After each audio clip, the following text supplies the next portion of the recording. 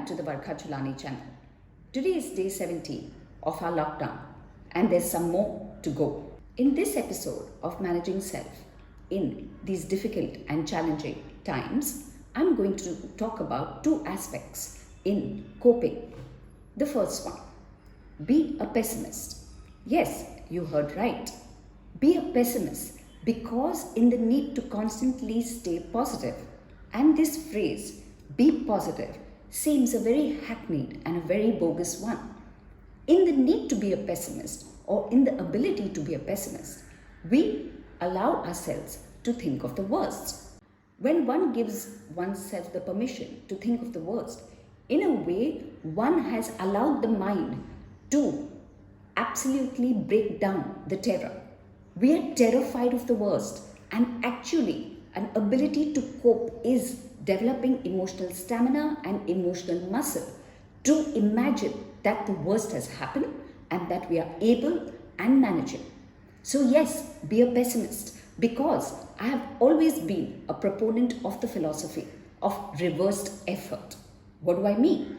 There is something called backward thinking. If you see, when you try to float in water, you actually sink. And when you try to sink in water, you actually float.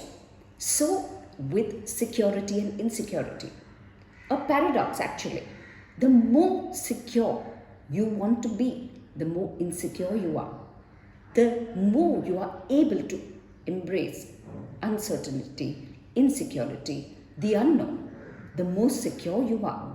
So when you and I give ourselves the permission to think of the worst, in a way, we are preparing ourselves to be secure people, because all anxious people are trying to get certainty in a very uncertain world. I believe the ability to develop emotional muscle comes with an ability to prepare oneself for the worst.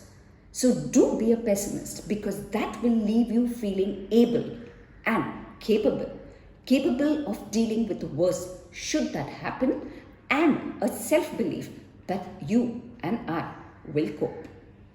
Point 2, self-forgive.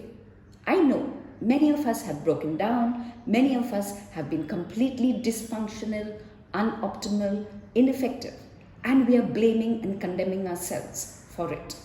But you know what? So what if you and me have been nice neurotics? All of us human beings are actually nice neurotics. And the more we give ourselves permission to be unable at this time, in a way, we are giving ourselves to be a bit demented. And dementedness is actually the human condition. We have been trained always to be superhumans, to always be in control, to always be in charge. And the more you give yourself the permission to be human, to feel nervous, to feel unsettled, to feel a little edgy, the more you're giving yourself the permission to be a human being.